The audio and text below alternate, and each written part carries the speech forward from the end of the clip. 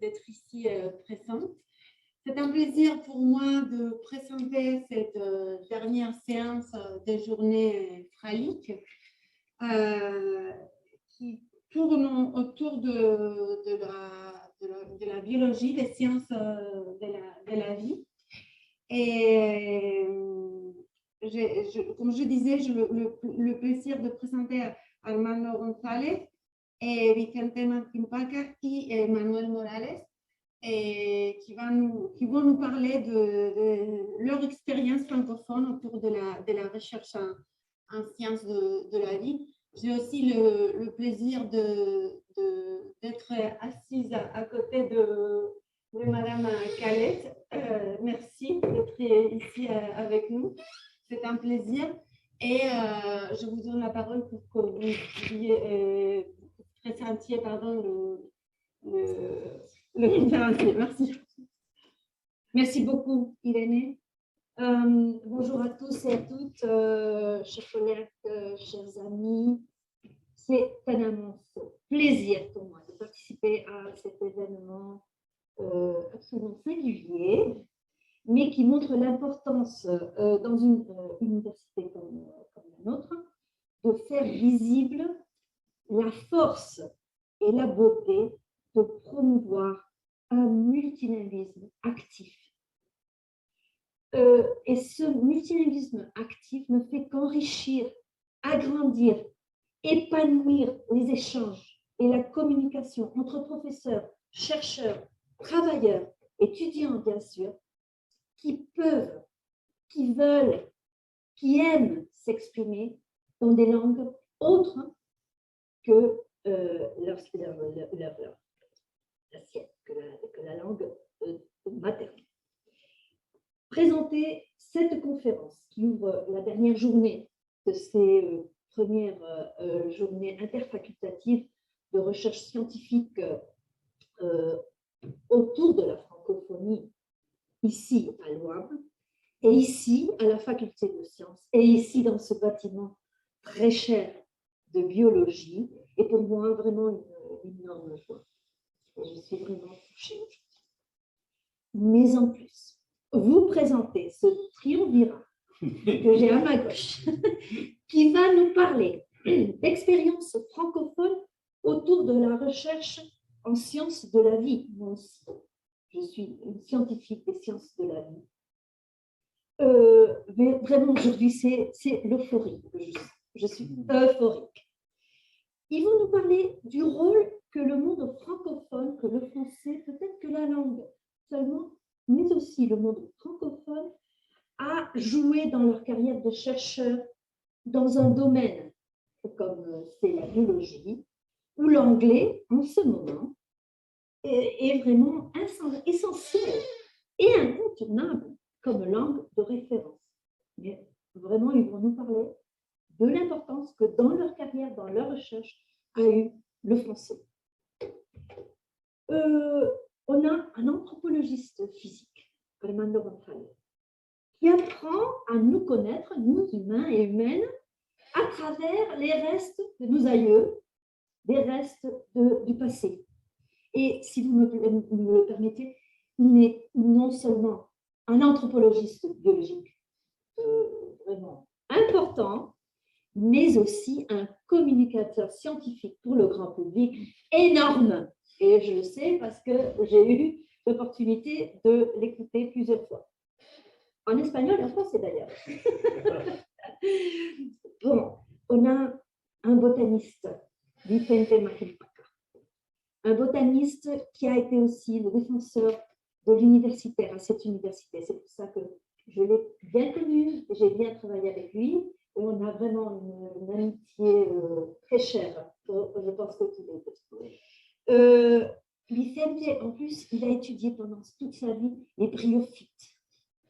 Et une représentation des bryophytes, pour moi, c'est vraiment une des êtres vivants les plus chers que j'ai. Et les mousses, moi j'adore les mousses.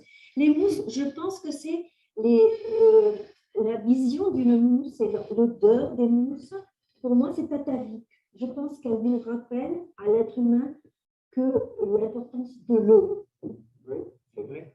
Parce que c'est toujours, il y a de l'eau. Il y a de mousse verte, grosse, et il y a de l'eau. Il y a toujours de l'eau. Et l'eau, c'est essentiel. Alors, cette beauté des mousses, qui a sûrement provoqué cet amour pour la nature de tous nos aïeux, que Anne connaît, a été l'objet d'étude de l'IFEM. Alors voilà, c'est une personne vraiment très très chère. Et aujourd'hui, d'ailleurs, j'ai connu pour la première fois Manuel Morales, c'est un écologue. Et je trouve aussi, il y a un petit amour là, personnel, dans un des domaines qu'il étudie. Il étudie cet équilibre entre une des activités essentielles qui nous définit, enfin, je pense que c'est une définition de l'être humain qui a vraiment qui nous a conquis. Voilà. Voilà. Je fais des fautes en français, c'est pas très grave. J'espère. N'est-ce pas dans des cours de français. Alors voilà, qui nous a conquis comme être, enfin comme on a conquis la nature, on a conquis, on a maîtrisé et on a fait des cultures, des plantes et des animaux bien sûr, mais des plantes.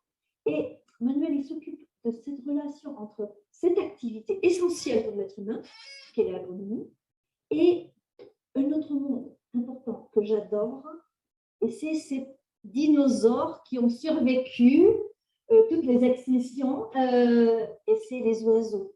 C'est beau être qui nous rappelle quand on les entend à la nature, à notre milieu le plus confortable. Alors, je pense que ça va être super intéressant. Je suis tellement contente que vous m'ayez permis de présenter cette conférence qui est cette dernière journée francophone à Rouen, que, enfin, je suis très contente. Et merci beaucoup. Je vous donne la parole. Voilà, je me tais. Merci. Merci. Bon, madame, monsieur, bonjour. Merci beaucoup à Carmela pour la présentation, c'est très gentil. Je vais vous remercier aussi les organisatrices de ces journées interfacultatives de pouvoir renforcer votre récit aujourd'hui. Merci beaucoup. Et je vais présenter mes collègues à la table. Et à gauche, Manuel Morales, professeur d'écologie, et à droite, Vicente Paca, professeur de botanique. Moi, je suis Armando González, je fais partie du domaine de l'anthropologie physique. Nous travaillons les trois dans ce bâtiment. C'est chez nous, depuis, ça devrait être bienvenu. Je vais commencer la présentation. Ce que je vais vous raconter avec une statue. Je ne vais pas vous tromper parce que je connaissais cette image, mais le jour que je me suis mis sur Google Earth pour chercher où c'était exactement placé à Paris, j'ai eu des grands problèmes parce que je ne le trouvais pas. Le bassin Bernard, au carrefour de l'Odéon, mais c'est où? Et quand j'ai fouillé un peu par Internet, je me suis rendu compte que le statut de Pedro a été répondu à la Deuxième Guerre mondiale sur le régime de Vichy. Je ne sais pas pour la raison, mais c'est dommage, mais ça n'existait pas. Ça n'existait pas et j'insiste, c'est dommage. Normal, il y a une rue de l'Oca encore, et je crois qu'il y a aussi un hôpital de l'Oca à Paris. C'est déjà quelque chose pour un personnage si important comme lui. Et Paul Broca, ce qui m'intéresse, c'est la description qu'il y a dans le piédestal de ce statut. Il dit Paul Broca, fondateur de la Société d'anthropologie, professeur à la faculté de médecine et sénateur. Je crois que c'est son rôle de sénateur qui a produit qu'à la fin, le statut n'existe plus. Ça va aller pour la partie politique et pas pour la partie scientifique. Bon, pourquoi m'intéresse dimanche pour commencer parce que, bon, c'était clair. Si on regarde le statut de Broca, c'était clair qu'il est quelqu'un de syndical de la corporation. Il faut regarder seulement que la Société d'anthropologie de Paris, qui a été fondée par lui avec des autres scientifiques, et qui est la plus ancienne du monde à peu près ce nom, comme sous précis comme Wikipédia. Et il y a dans l'image, il y a déjà signe d'identité de quelqu'un qui travaille dans mon matière. Allemand rural, il a un piatus, c'est un instrument typique de l'anthropologie physique, et dans la main gauche, bien sûr, un crâne. Hein. C'est les blagues d'un anthropologue. Si vous regardez une bande dessinée où il y a un anthropologue, il va avoir toujours un piatus, il va être en train de mesurer un crâne. Hein. C'est un peu notre histoire. Hein. Parcourir le monde en train de mesurer le crâne. Et bon, c'est vrai que Paul Broca est le principal représentant d'une ligne de travail qui s'appelait la craniométrie, typique du 19e.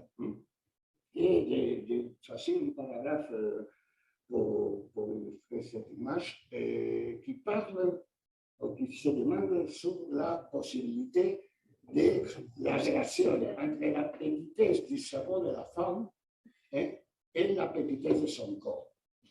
Pour finir, pour conclure, comme il a souligné en bas, il est donc permis de supposer que la petitesse relative du cerveau de la femme dépend à la fois de son infériorité physique et de son infériorité intellectuelle. Je ne vais pas, je ne suis pas ici pour défendre ça, bien sûr, hein, mais Broca, il était un mec du 19e, c'est tout, hein, c'est tout. C'est la manière de penser à ce phénomène de la variabilité humaine à l'époque. Hein. Mais les gens qui travaillent avec Broca, on dit que cette image est un de ses élèves, cette phrase est un de ses élèves. Et j'ai remarqué depuis longtemps qu'en général, c'est qu'il y a une importance intellectuelle du cerveau ou la tête petite.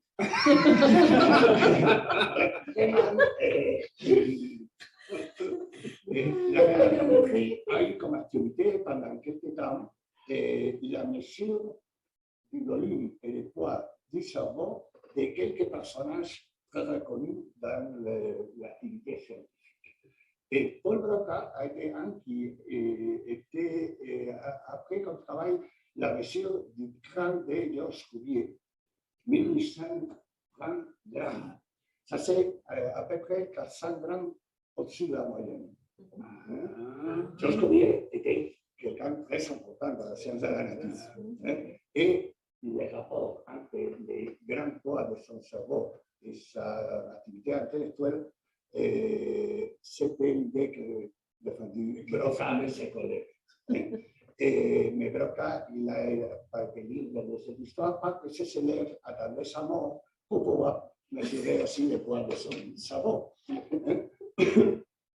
C'est vrai que si on regarde le statut, on voit qu'il y a un cercle exactement de la même taille de celle-là qui est capable d'entourner l'écran qui le porte sur la main gauche, il n'est pas capable d'entourner la tête de la statue. Peut-être qu'il avait une tête importante, mais par contre, quand on a mesuré le poids de son cerveau, il a fait 1480 à peu près dans la moyenne, pas assez grande. C'est-à-dire que peut-être la taille de la tête de la statue, c'est une liberté de l'artiste. L'artiste, ce n'est pas une question, un reflet de la réalité. Mais bon, je ne suis venu ici pour parler de si Broca avait pas une grosse tête, parce qu'il s'agirait parler de la Société d'anthropologie de Paris. La Société d'anthropologie de Paris, la société savante plus ancienne du monde dans le domaine, qui a deux moyens d'action principaux. Le premier, c'est le bulletin de mémoire, qu'on est connu pour nous dans le domaine, qu'on est comme le bulletin de mémoire de la Société d'anthropologie de Paris, tout le monde connaît ce nom, très important, comme une couverture de l'époque ancienne, d'une époque plus récente, ça c'est l'aspect de la revue aujourd'hui. Et il y a aussi des réunions annuelles qui sont toujours à janvier, toujours à Paris, et que se lèvent toujours soit à Paris, à l'époque de la réunion de la Société d'anthropologie, toujours fin janvier. Le principal souvenir, c'est le froid. Il fait trop froid. Bon, et tous les bulletins de mémoire de l'époque classique, on peut les trouver sur le portail passé. Je ne sais pas si vous avez l'habitude de travailler avec ce portail, mais c'est très intéressant parce qu'on peut avoir accès libre et gratuit à un bon nombre de publications francophones. Et moi, c'est un plaisir de pouvoir trouver tous les numéros depuis l'époque historique, depuis 1964. En fait, je n'ai pas dit, mais 1859, l'année de la fondation de la Société d'anthropologie de Paris, c'est la même année quand Charles Darwin a publié le livre des espèces. C'est si ancien comme le livre de Charles Darwin, que tout le monde connaît, a entendu parler. Bien. Et depuis quelque temps, déjà aujourd'hui, le bulletin de mémoire est passé dans Open Edition Journal, c'est une sorte de page sur Internet qui donne la possibilité d'accès libre, gratuite, aux publications, surtout avec quelque chose de très important que j'ai la liberté de souligner, sans engendrer les frais de publication pour les auteurs. Ça, c'est très important. Ça, c'est très important parce que la recherche est une matière comme l'anthropologie physique qui sont pauvres. Nous ne pouvons pas payer souvent les frais de publication aux grands éditeurs nord-américains, mais c'est une possibilité très populaire. Ce sont des services dans la possibilité d'en accélérer sans frais de publication. Bien. Par contre, si vous avez une mémoire semble que c'est quelque chose d'important, quand on regarde sur le Journal Citation Records, qui c'est la liste de revues qui marque un peu notre parcours professionnel, et on peut regarder, il y a presque 1500 revues, et tout en mémoire, ce n'est pas dans cette liste.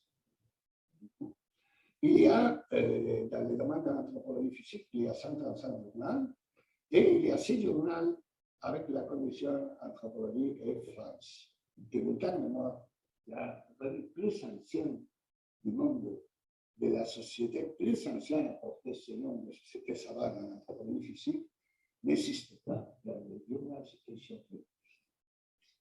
Bien, ça c'est un problème. On peut regarder dans les autres listes, pareil, à Simaro, on trouve que le temps de mémoire, on l'a retrouvé au place 176 sur 448. Bon, c'est pas mal, au moins, on peut le trouver. Mais on ne peut pas le trouver à une situation de poste que dans le domaine des sciences de la nature, ce qui marque un peu notre parcours et notre devenir dans les carrières scientifiques.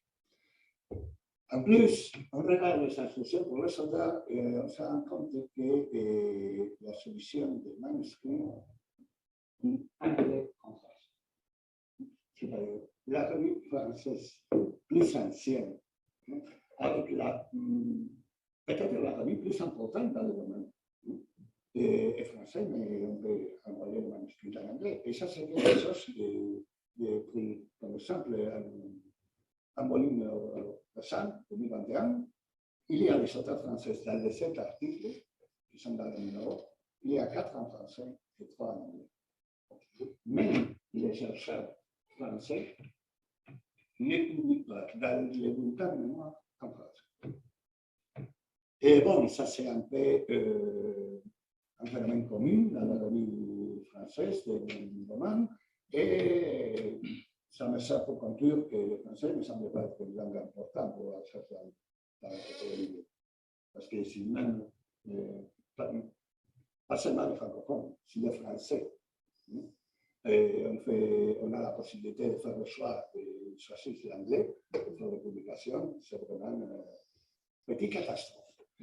Bon, je vais prendre des petits paragraphes de notre résumé pour aujourd'hui, parce que nous commençons d'ouvrir la recherche en sciences de la vie, évidemment, à l'anglais comme langue essentielle de référence, mais nous avons un petit deuxième paragraphe pour indiquer que, bon, en fait, les chercheurs espagnols, on a souvent des rapports étroits avec le français, le monde francophone, la francophonie, qui peut-être remarqué ont eu des influences importantes dans notre parcours professionnel. Et ce que je voulais vous expliquer, c'est qu'en français, j'ai appris beaucoup. J'ai appris beaucoup de choses. Et peut-être que je ne serais pas le même sans avoir passé par France il y a 1993, l'époque du paléolithique moyen. J'étais étudiant en Erasmus. Et j'ai eu la chance de le premier en Espagne. Non, presque. En fait, on a eu un prix important, le programme Erasmus, un prix Princesa de Asturias o Príncipe de Asturias, peut-être à l'époque encore. Et bon, j'ai eu quelques satisfactions d'avoir été à cette époque déjà étudiant. Et j'ai eu la chance de tomber sur une institution qui s'appelait à l'époque Laboratoire d'Anthropologie de l'Université du passé. Et c'est le nom duquel nous avons copié l'actuel nom de notre groupe de recherche.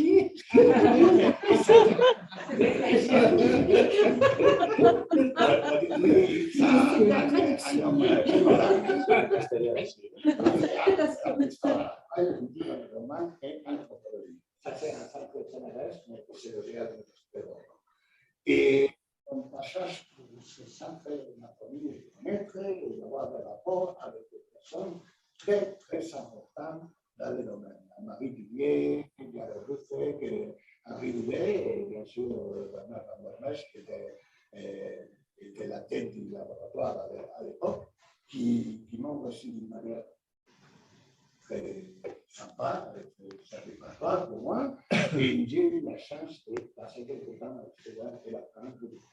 Mais en plus, j'ai découvert qu'il y avait une francophonie dans l'anthropologie.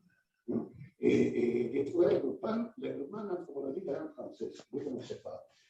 Et bon, à notre groupe d'anthropologie fédérale aussi, même les paléopathologistes, un petit groupe, même s'ils sont beaucoup moins nombreux qu'ici en Espagne. Et bon, il y a des sortes endroits, et ce qui maintenant s'appelle CEPAM, à l'époque c'était le pôle de Sophie Antipolis, c'était une unité sénégalaise aussi, et qui organisait des réunions dans lesquelles la que je vous montre en face de son histoire, c'est le bilan de ces réunions, que peut-être j'ai reconnu ce programme, parce que peut-être c'est le livre plus important dans tout mon parcours scientifique. Peut-être qu'il y en a pas un autre livre qui a le plus d'influence dans mon doctorat, dans mon carrière de post-doctorat, et peut-être que jusqu'au début dans mon activité scientifique. Et en plus, il y avait une traduction, une activité importante, parce que les gars, les manufacturiers de l'art français, faisaient des réunions chaque quelques temps. Bon, il y avait quelques signes à Toulouse, mais les choses les plus intéressantes de savoir, plus attirantes, par exemple, à Sénégal, ou à Marrakech, les francophones, ont aussi cette dimension de ne pas rester seulement en France, et avoir une large vision de ce que c'est la francophonie, et de visiter des endroits différents à ce que nous avons là. Et évidemment, c'est sorte de réunion comme production des livres très importants qui, c'est sûr, que feront que les anthropologues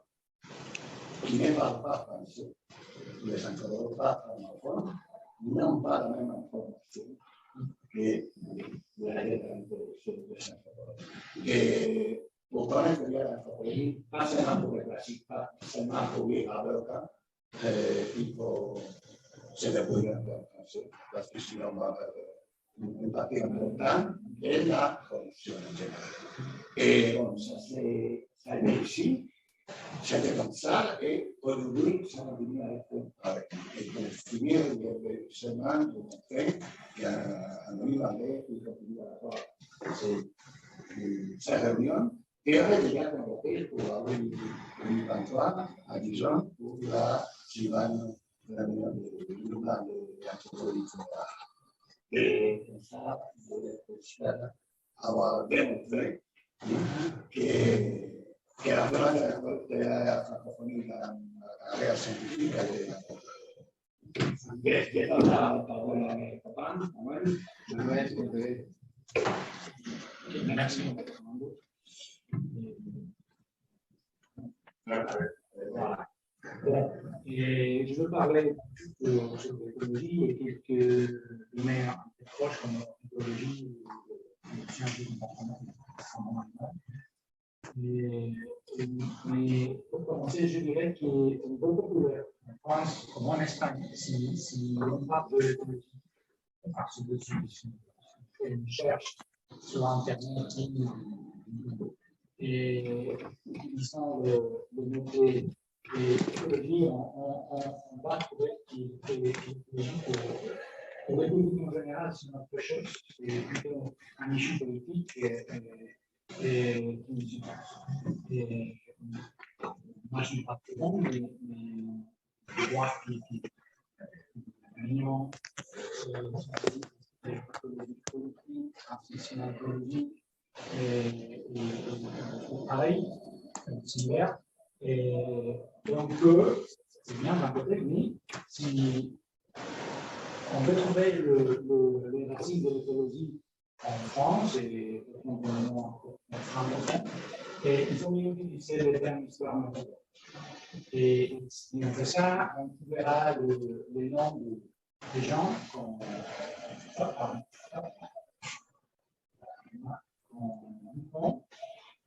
Lamarck, Anthony, et Montclar, par exemple, et ils sont un peu parmi qui se sont occupés un peu de tout.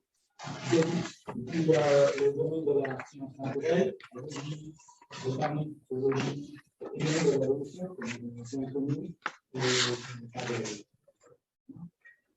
donc, ça c'est des aspects qui se voient qui nous intéressent dans ces cas-là. Donc, en tout cas, l'écologie d'une science indépendante existe en France. Et par exemple, c'est peut-être la historiquement connue de l'écologie en France et en français. C'est le nom originel, c'est la Terre et la vie. Et il existe depuis 1932. Et le nom a changé au long du temps, au long de l'histoire de cette vie. Et il a passé à nommer la boule d'écologie, appliquée à la Terre et la vie. Et bon, malheureusement, tout ça, je ne sais pas. Et les la format numérique c'est un debout, un peu comme ceux qui doit parler, et surtout en français. Et quelques articles en anglais sont acceptés, mais la présence de l'article en français, c'est fort par rapport à l'anglais. Et je pense que c'est un bel époque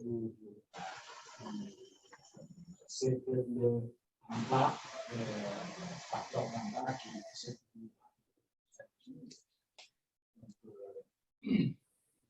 en tout cas, on fait ça, et j'ai publié en français dans ces revues, et autant, parce que un peu, bon, on peut dire que c'était un peu une décision personnelle. J'avais envie d'écrire un article entier en français, donc cet article pour l'écologie, finalement, on s'est publié.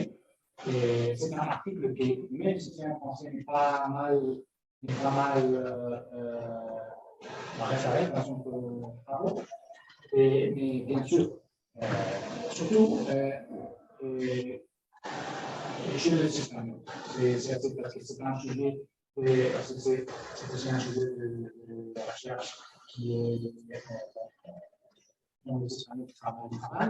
Donc cet article-là a été relativement cité, mais bien sûr, si je pourrais publier l'article-là, reçu le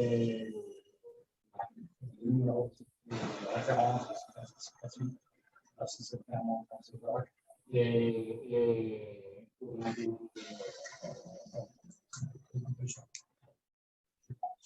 donc, en synthèse, il y a encore 40% de travaux en français dans ce type de revue.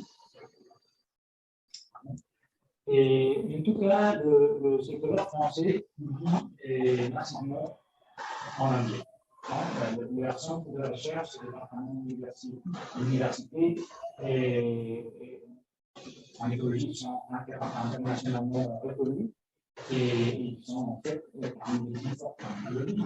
Et comme exemple, il y a plus, bien sûr, mais un peu pas que je peux dire, et par exemple le centre de biologique de Chizé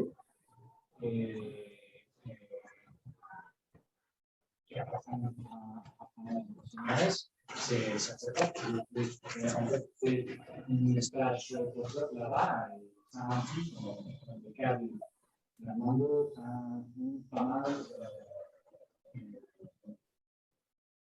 la posteriorité des marques. Et en plus, on a par exemple le centre de biologie fonctionnelle de l'université de Montpellier. C'est un centre partagé avec les CNRS, ou même le musée d'histoire naturelle de Paris, et qui fait partie de ce côté relationnel avec la recherche et les CNRS.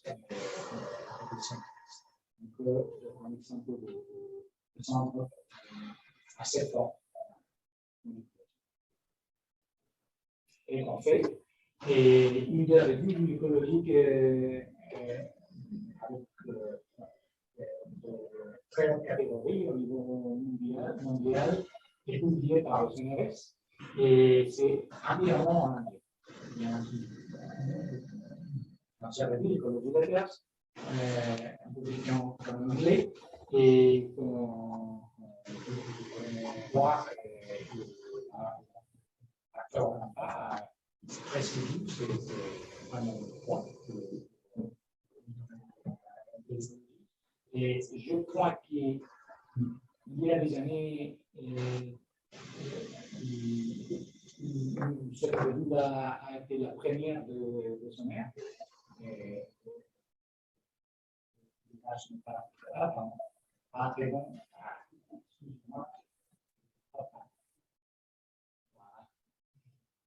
Mais c'est ici, c'est 6 sur 173, et elle est arrivée à être la première. Donc, c'est une vidéo très très forte. Tout le monde.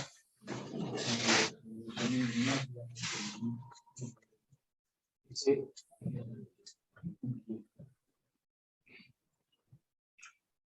et par rapport aux groupes qui appartiennent à un domaine qui ne sont pas exactement l'écologie, mais qui sont assez proches, comme la mycologie, par exemple, ou le comportement animal, il y en a aussi des groupes qui surtout en français, et acceptent de sortir de l'anglais aussi, Aura,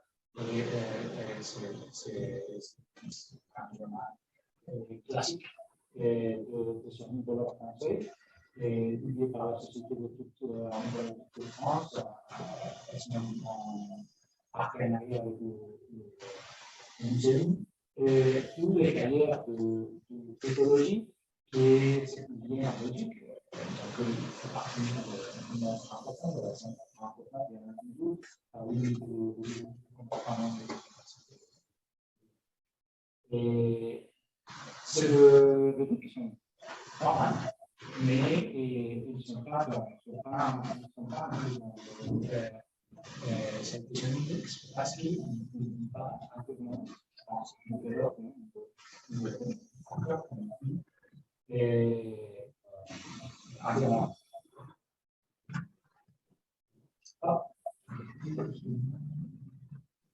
Bon.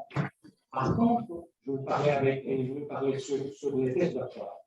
Les thèses doctorales sont toujours publiées en français encore et soutenues entièrement en français, même s'il y a de rapporteurs de même revue du jeu qui sont en français.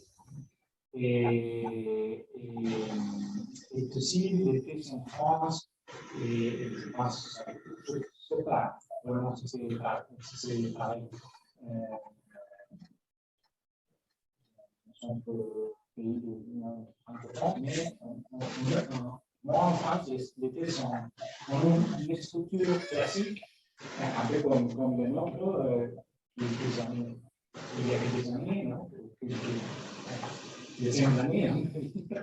Et des chapitres, par exemple, la structure des chapitres, c'est classique.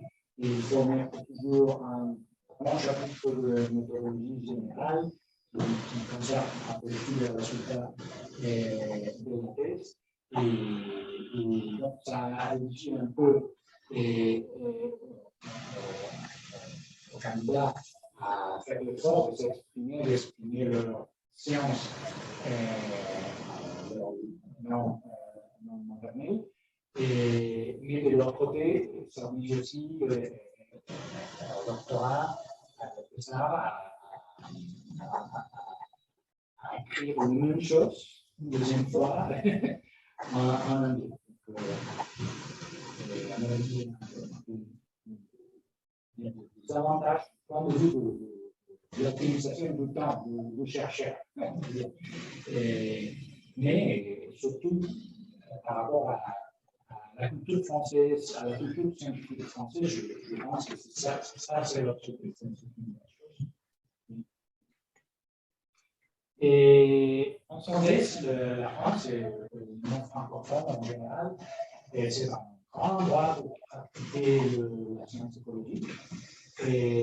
Mais il faut savoir, sur l'administration de son archive, en ce qui concerne la publication des articles scientifiques et donc pour la carrière scientifique. Et ce n'est pas forcément le cas pour les livres, et il y a des écologues assez réputés comme Jacques Mandel, par exemple, qui continuent à publiquer des documents très intéressants avec un contenu fort scientifique, facilement publication en français, ou par exemple, mon superviseur au CNRS, comme j'étais là, c'est l'effort d'écrire en français aussi, parce que notre public général.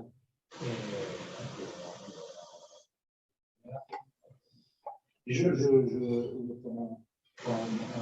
comme pour Armand, je dois dire que mon stage au CNRS vraiment influé sur ma carrière, le type de relations professionnelles, le type de relations scientifiques que j'ai eu pendant tout ce temps. Et simplement, comme champion, un peu de comment ça se passe là, l'expérience personnelle. Et la première réunion que j'avais eue avec Vincent, mon superviseur là-bas, et c'était complètement anglais. Et une fois qu'on était sorti, on était passé la porte de la salle de réunion, tout était en français, absolument tout. Donc, même si, pourtant, mon français n'était pas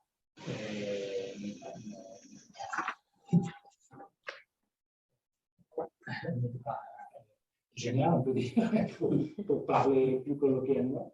Et grâce à ça, j'ai tout fait l'effort d'améliorer mon français et d'essayer de parler pas seulement au niveau colloquial, mais aussi au niveau académique. De ce côté-là, j'ai aussi créé une expérience. Merci. Merci bien. Si vous me permettez, je veux d'abord remercier les affectueuses paroles de la professeure Karine. Et avant tout, je peux vous dire que le meilleur souvenir que je garde de ce passage à ce poste qui était une espèce de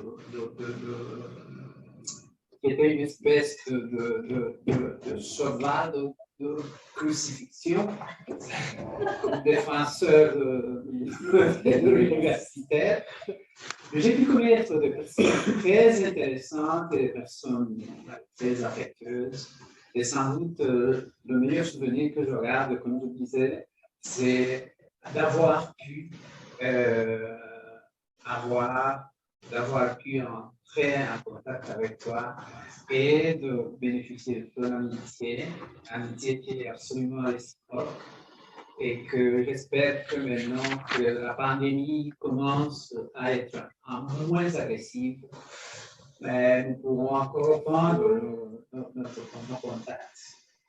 J'espère que oui. Je suis vraiment content que tu sois ici aujourd'hui. C'est bien.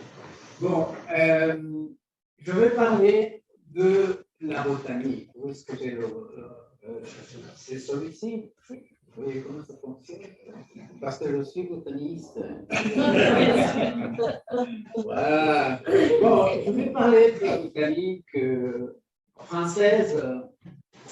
Et aujourd'hui, disons que je ne parlerai pas beaucoup des biophytes. On peut le faire l'année prochaine, si vous voulez. L'importance des biophytes dans ma vie et dans la vie en général. Et aujourd'hui, en suivant un peu l'allure des expositions de mes compagnons, de mes camarades, je vais parler un peu en général aussi. Et la botanique. Bon, disons que depuis la Renaissance, depuis le début de la Renaissance jusqu'au XXe siècle, la France, et particulièrement Paris, a été un des grands pôles de développement des sciences naturelles. Et quand je dis sciences naturelles, je veux dire particulièrement la botanique, la zoologie, la géologie, même la physique et la chimie. Tout cela, ça fait partie des sciences naturelles. Maintenant, nous verrons si nous pouvons inclure aussi la biochimie et la génétique, bien sûr. Mais cela, c'est pour plusieurs. C'est un fait constaté et qui est dû à plusieurs raisons. La première raison, c'est l'importance que la société française et leurs dirigeants accordent au développement scientifique. Ça, c'est une chose absolument extraordinaire qu'on voit que personne ne discute, qu'on investisse dans la science. C'est peut-être parce que depuis l'école primaire, en quelque sorte, on renforce l'idée de l'importance, l'idée de la recherche, l'idée de l'importance de la science pour le progrès du pays. Et puis, à cette époque-là, il faut aussi tenir compte de la concurrence que la France avait avec l'Angleterre, donc Paris avec Londres. Les Anglais étaient très actifs aussi dans les sciences naturelles, comme j'ai dit. Ils faisaient des expéditions à l'étranger.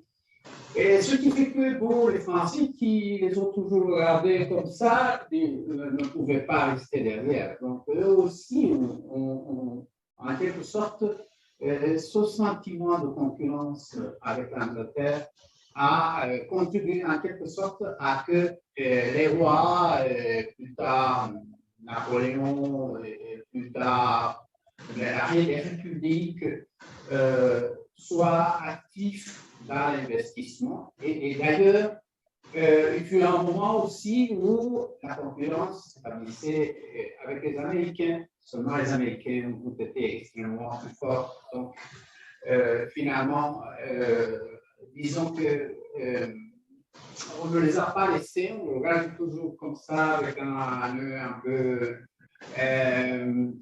peu vigilant, mais tout le monde admet que la force des États-Unis dans l'activité scientifique, dans le progrès scientifique, à partir de la deuxième moitié du XXe siècle, est absolument incontestable. Et ce progrès aussi, cette constitution d'un pôle de développement, fut possible grâce à un instrument extraordinaire, le jardin des plantes.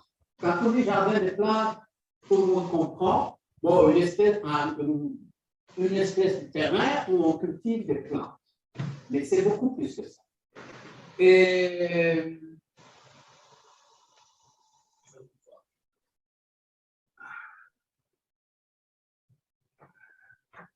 moi, je suis maladroit.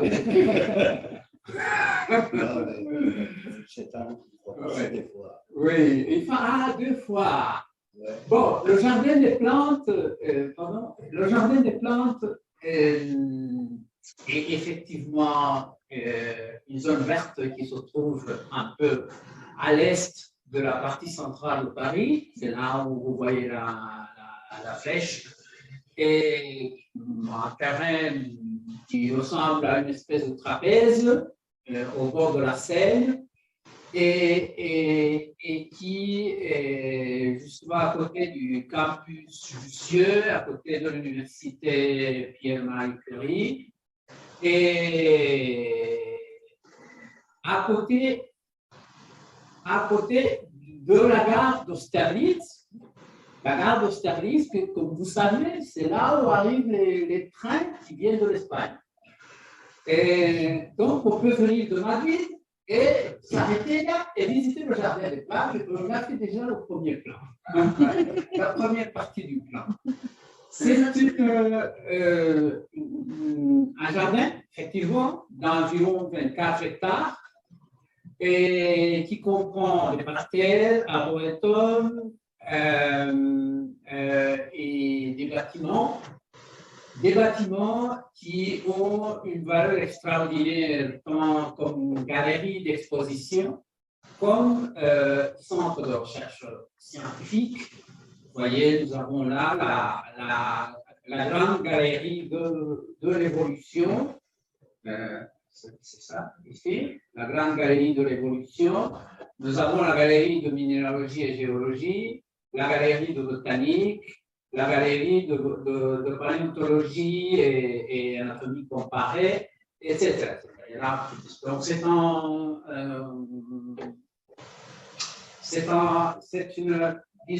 une institution, c'est un monument. Il est considéré entre les monuments de France Et il a son propre budget, dépendant de plusieurs ministères, ministère de l'éducation des universités, de la recherche, ministère de la culture, enfin, je ne sais vraiment pas comment il s'arrange, mais ça ne fonctionne pas du tout mal actuellement. Et voyons un tout petit peu l'histoire de cette institution. Le jardin des plantes est créé en 1626 grâce à l'insistance, vraiment, insistance formidable de Nantel Guy de la Roche, qui était un des médecins de Louis XIII.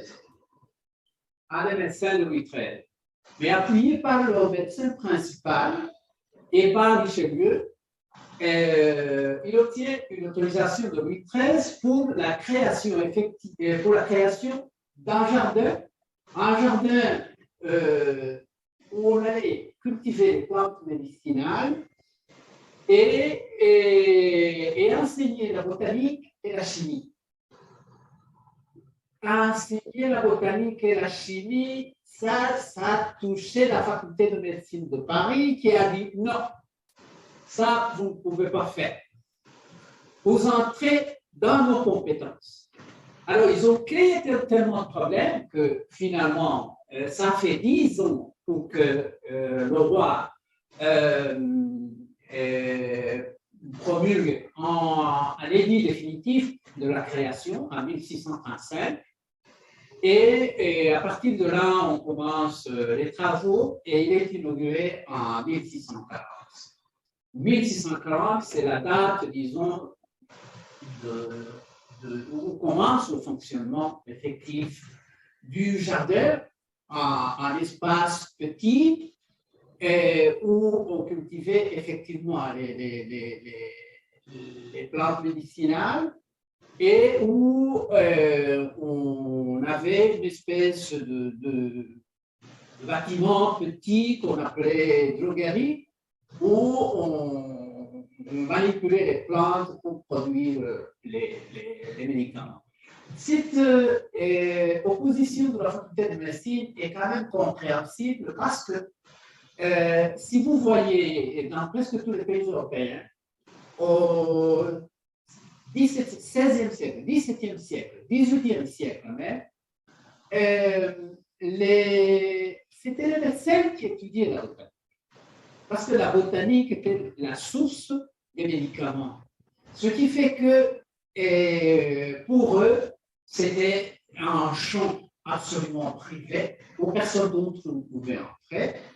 Et cette formation en botanique aux gens qui ne passaient pas par la médecine et encore en chimie et aux gens qui ne passaient pas par la faculté. Et encore en français, parce qu'ils enseignaient en français. Tandis qu'à la faculté de médecine, on enseignait en latin. Ça créait vraiment un mauvais état d'âme pour ces gens-là. Ce qui fait que finalement, le roi a dû céder en certains aspects. Par exemple, qu'il n'allait pas délivrer des titres et que les enseignants ne pouvaient pas s'appeler professeurs au début, c'était des démonstrateurs.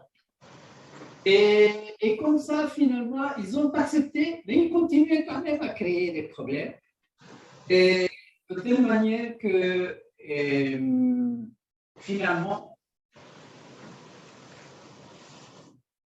un petit neveu de Guy de la Brosse, Guy Crescent, Faron, qui est premier médecin de Louis XIV, à partir de 1693, et directeur de botanique du roi. Donc, cette figure-là existait. Il était responsable de la botanique du roi et comme tel, il est intendant du jardin.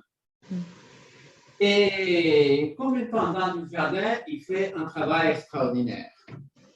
Il pacifie le contentieux avec la faculté de médecine. Donc, à partir de là, disons que les champs d'action sont complètement délimités et à la faculté de médecine, on cesse de créer des problèmes, tant politiques comme économiques, au jardin. Et il commence à engager des botanistes très compétents, par exemple Antel Joseph Piton de Tournefort et Bernard de Jussieu, dont je parlerai plus tard. Et puis, il appuie aussi des explorations botaniques à des territoires lointains. Il envoie des gens en Amérique du Sud, en Amérique du Nord et en Asie. Et cela commence est l'initiation d'une pratique que pendant les siècles suivants, tous les directeurs et les dirigeants français vont appuyer. Mais c'est lui qui a commencé ça. Et pendant 400 ans, vous pouvez vous imaginer qu'il y a eu des directeurs de tout genre. Hein, celui-ci fut le premier, il fut vraiment des gens qui ont marqué. Mais le plus important de tous, c'est sans doute Georges Louis Leclerc, comte de Buffon. Buffon, dont vous verrez, il a des rues là. Comme vous pouvez voir, il est contemporain de Linné. Linné est pratiquement de cette époque-là. Il est de 1701 à 1774, si je ne me souviens pas. Bon, je ça plus tard. Bon, Buffon, qu'est-ce qu'on va dire de Buffon? Buffon, pendant le XVIIIe siècle, il fut une des figures scientifiques les plus relevantes. On peut même dire qu'un des phares scientifiques de son temps. Et il a touché tous les champs, disons, de la nature, même la cosmologie, un peu d'argent Alexander von Humboldt. Et il était un excellent administrateur. Ce qui fait qu'on peut dire que c'est lui qui a marqué l'avenir du jardin de botanique. Et on ne peut pas comprendre comment est le jardin de botanique aujourd'hui, le jardin des plantes, pardon, sans tenir compte de son travail. La première chose qu'il fait, c'est entamer des projets d'aménagement incessants, construction, plantation et extension du jardin avec l'acquisition de bâtiments et de terrains mitoyens. Et cela aggrave considérablement l'étendue initiale du jardin. Et il engage des botanistes, des longs talents dans la ligne de ce que Faron avait commencé. Et par exemple, Antoine Laurent de Jussieu et Jean-Baptiste Lamarck de son époque, il engage aussi des zoologistes très importants, dont on parlera. Et puis, il encourage aussi des expéditions scientifiques. Mais lui ne pense pas seulement dans les territoires lointains. La France n'était pas connue non plus botaniquement, ce qui fait qu'il encourage des herborisations en France, à la Méditerranée, et il envoie des gens aux Antilles. Donc, au fur et à mesure que la France se fait avec des territoires coloniaux, ils envoient des botanistes pour récolter. Et les conséquences de tout cela, c'est d'abord enrichissement des plantes vivantes du jardin, de telle manière que se voit d'ailleurs obligé de commencer à construire des serres. Et il convertit le jardin des plantes dans un des centres d'observation des plantes tropicales. Et l'herbier. L'herbier de Paris est sans doute un des trois plus importants du monde. Et on pourrait dire que c'est celui-là, et si on compte la quantité d'objets qu'il y a, la quantité de choses, de matériel végétal qu'à la collection, on pourrait dire qu'actuellement, il est le plus important. Et puis, il y a celui de Londres, du British Museum, qui est aussi extrêmement important. Et puis, il y a celui de New York aussi. Les Américains, quand ils ne pouvaient pas, ils achetaient directement. Quand ils ne pouvaient pas récolter, ils achetaient des collections et comme ça, ils se sont fait aussi avec un très bon herbier à New York.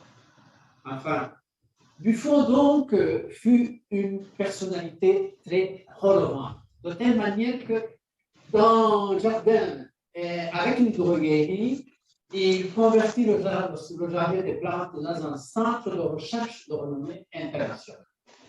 Mais parlons un peu de ces gens là-bas qui ont été engagés par l'un ou par l'autre. Joseph Pitot de Tournefort, quelqu'un qui avait d'ailleurs beaucoup d'argent, c'est un baron, fut le premier, parce que jusque-là, on employait des systèmes de classification de Théophrastus, un étudiant d'Athènes, d'Aristoteles, donc quelqu'un vraiment de l'époque grecque et de l'époque classique.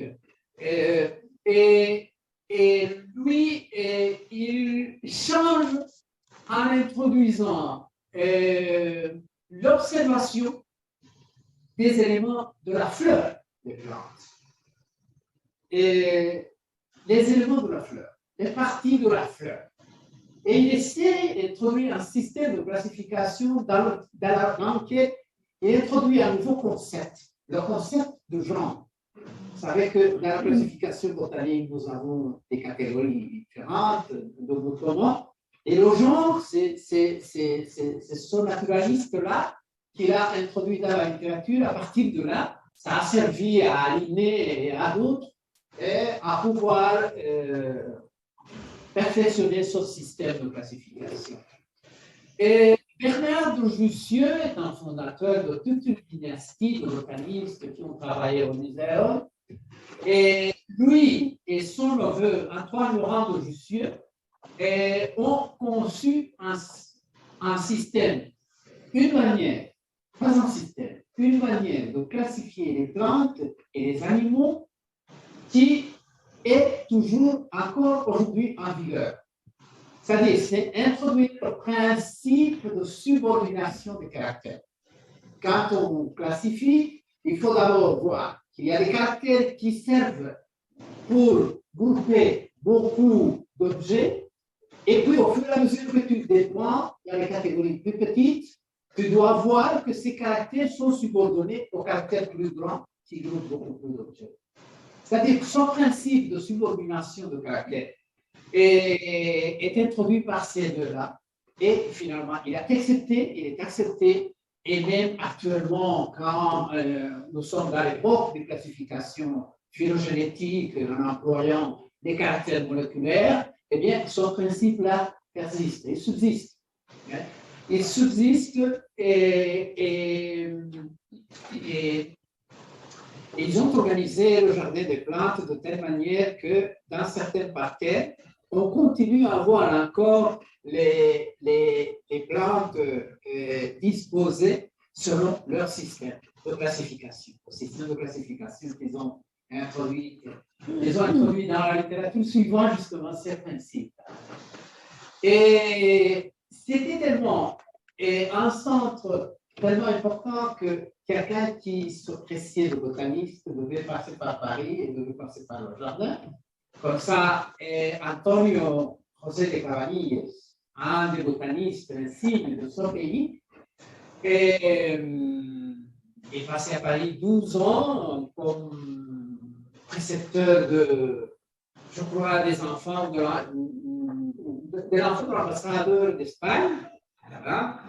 Et en attendant, il a été en contact avec les Jussieu, avec Antoine Laurent de Jussieu particulièrement, et il a pris ses idées, et les deux étaient opposés en quelque sorte au système de Linné, parce qu'ils considéraient qu'il n'était pas naturel, qu'il n'était pas qu'il ne traduisait pas exactement la nature telle comme il l'a concevée, et Antonio de Cabanilles fut aussi en quelque sorte un des critiques du système de Linné. L'idée est passée aussi par Paris. Je ne sais pas si c'est pour discuter cette idée. Il n'a pas été très longtemps. Il a été à environ un mois, mais ce passage par Paris donnait en quelque sorte de la vigueur à la production scientifique qu'on avait appris. Et ce fut très important. Bon.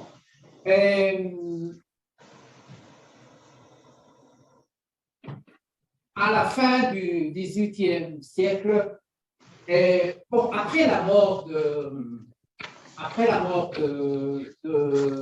Buffon, Buffon meurt en 1788. 1789, comme vous savez, c'est la Révolution française. Et la Révolution française en 1793 convertit le jardin des plantes dans ce que nous connaissons aujourd'hui comme le muséum d'histoire naturelle. Comme le muséum d'histoire naturelle. Et à partir de là, il est connu comme le muséum d'histoire naturelle, mais toujours articulé autour du jardin des plantes, de la créature originale. Donc, à la fin du XVIIIe siècle, donc, jusqu'au XXe siècle,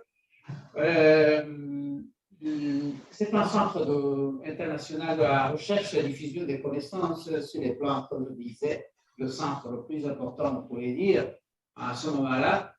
Et l'incorporation au muséum de Geoffroy Saint-Hilaire et Georges Cuvier relance extraordinairement la zoologie et augmente le prestige international du muséum. Disons que la présence de Georges Cuvier et surtout de Jean-Baptiste Lamarck, parce que Jean-Baptiste Lamarck, je crois que... Oh, pardon, je ne peux pas parler de Jean-Baptiste Lamarck. Jean-Baptiste Lamarck, qui s'appelle Jean-Baptiste Pierre-Antoine de Monet, ça c'est son nom, ou Jean-Baptiste Lamarck, est incorporé au muséum par Buffon. Là, au jardin, il y avait une maison où vivait Buffon, et quand même Buffon, c'est Lamarck qui habite là-bas. Lamarck était un naturaliste aussi complet, et c'est un naturaliste qui avait d'ailleurs une inclination très profonde pour les plantes, et il était obsédé par l'idée de classifier les plantes, d'identifier les plantes. Ce qui fait qu'il crée la première clé dichotomie d'identification des plantes. C'est-à-dire, c'est à lui, nous employons maintenant en zoologie les clés d'identification, nous employons en botanique, bien sûr, les clés d'identification, nous employons presque en tout les clés d'identification. Eh bien, la première fut créée par Jean-Baptiste Lamarck. Et à part cela, Jean-Baptiste Lamarck fut le premier, en quelque sorte, à intuire et à parler ouvertement des transformations de caractère évolutif. Et cela lui attira beaucoup de critiques, beaucoup même de moqueries des scientifiques, par exemple de Cuvier, mais d'autres scientifiques, par contre, furent de son côté. C'est par exemple Geoffroy Saint-Hilaire. Geoffroy Saint-Hilaire était d'accord avec lui, et entre les deux, ils ont pu résister dans leurs idées, et finalement, actuellement, l'épigénétique leur a donné complètement raison. L'épigénétique, au fur et à mesure qu'on a des données épigénétiques sur le comportement des caractères, sur la pression du milieu, eh bien, on a finalement tout le monde a lu qui a mal à faire. Dans cette théorie-là, sur la girafe, qui a allongé le cou justement pour et que à partir de là, ce caractère-là s'était transformé en héritable pour les autres descendants. Eh bien, c'est très intéressant de voir cela. Et entre ces deux, entre la marque et Saint-Hilaire, qui était un très grand ami de Cuvier, il fut les deux très opposés sur ce sujet parce que Cuvier était un féroce défenseur du fixisme. Il était fixiste absolument. Et il parlait des plans de création, des plans anatomiques qui se ressemblaient tant dans les êtres humains, dans les mammifères, comme dans les vertébrés. Mais ça, c'était comme ça ne changeait pas. Bon, Saint-Hilaire, par contre, était d'accord. Alors, entre les deux, et c'était surtout cette confrontation scientifique toujours, attirer l'attention du monde, justement, du monde scientifique. Et plus tard, quand la théorie de l'évolution de Darwin voit le jour, eh bien, on commence à comprendre un tout petit peu que, quand même, les organismes changent d'atome, les organismes évoluent, et que parfois, ce sont les mieux dotés, ceux qui subsistent, ceux qui continuent et peuvent avoir une nouvelle descendance. Et ces idées-là qui avaient commencé justement là, finalement, Cuvier n'a pas le temps de pouvoir voir comment ces idées-là s'imposent avec le temps, mais il y aura des successeurs. Il y a d'autres scientifiques du temps de Darwin qui se sont opposés férocement à cette théorie-là. Bon, et un autre aspect important, parce que je ne peux en parler beaucoup, un autre aspect important, c'est que le muséum est un centre d'entraînement pour futurs chercheurs qui finiront dans les chaires de botanique et de zoologie des universités françaises et dans les centres du CNRS quand il est créé plus tard. Ce qui fait que cela devient en quelque sorte c'est le centre où tout commence et en quelque sorte où tout continue aussi du moins pendant longtemps. Et bon, je vais aller vite. Oui, je vais aller vite maintenant. Bon, et vous me direz qu'à cela va votre expérience scientifique. Bon. La France, non seulement fait une bonne science, mais aussi ils savent la transmettre très bien. Ils savent la transmettre de manière que je me souviens très bien au moment, même maintenant, mais au moment où j'ai fait la licence, eh bien, nous employons la licence en biologie à l'Université Complutense.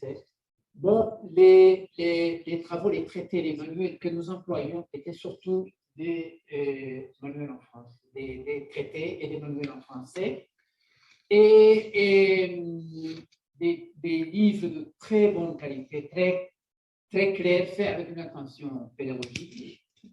Et je me souviens que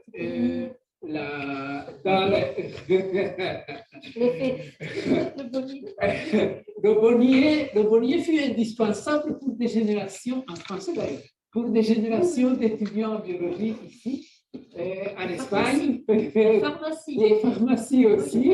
Oui, pour nos étudiants, il fallait absolument employer le Bonnier.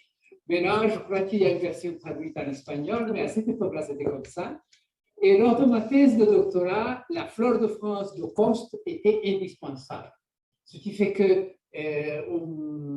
ils ont eu beaucoup d'influence dans ma vie.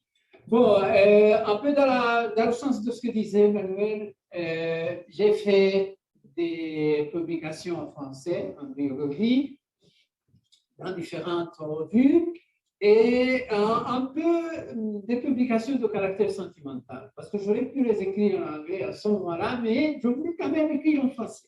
Hein. Et jusqu'en 2000 et quelques, et puis finalement, je me suis rendu complètement. Et dans mes rapports avec le muséum, j'ai fait des séjours de recherche, j'ai participé au séminaire de doctorat qu'ils donnent là-bas.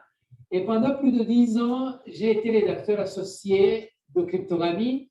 Cryptogamie, c'est une revue fondée en 1874, une très ancienne de France. Et pendant 10 ans, et je vous dis seulement qu'à ce moment-là, quand je l'ai prise, bon, on pouvait publier en français, en espagnol, en italien, en anglais. C'était un peu désordonné. Elle était dans le Science Citation Index, mais très, très, très, très loin. On pourrait dire le cinquième quartile, je ne sais pas comment on dit quartile. Le cinquième quartile. Et bon, malheureusement, j'ai dû écrire en anglais, mais avec des résumés le plus long qu'on pouvait accepter la revue en fonction de l'article. Et la revue est montée dans le Science Citation Index jusqu'au troisième quartier. Deuxième même, et à certains moments, elle fut dans le troisième, c'est dans le deuxième et troisième quartier. Donc, cela veut dire que finalement, qu'est-ce qui se passe? Le français, c'est bien, mais actuellement, comme langage scientifique reconnu internationalement, employé pour tout le monde, c'est l'anglais, malheureusement. Et actuellement, comment va la botanique en France? Bon, disons qu'ils n'ont pas résisté le faux dilemme biodiversité versus biologie moléculaire, biotechnologie. En France, ils ont clairement opté pour la biologie moléculaire, biotechnologie, de telle manière que les ressources, surtout en matière de personnel, se sont déviées vers là. Les botanistes qui prenaient la retraite étaient remplacés automatiquement par des biologistes moléculaires, ce qui fait qu'actuellement, il n'y a à peine pas de botanistes professionnels en France. Ce sont seulement des amateurs qui soutiennent la science française, donc de bons amateurs, mais des amateurs finalement. Et bien sûr, l'importance du français dans la publication scientifique internationale. Bon, on vient d'en parler, Emmanuel a insisté, donc je ne vais pas insister plus. Merci et je vous excuse pour les temps. Non. On a tous employé beaucoup de temps. Mais enfin, c'est ta première, vous comptez. Voilà. Merci beaucoup. Je pense qu'on peut.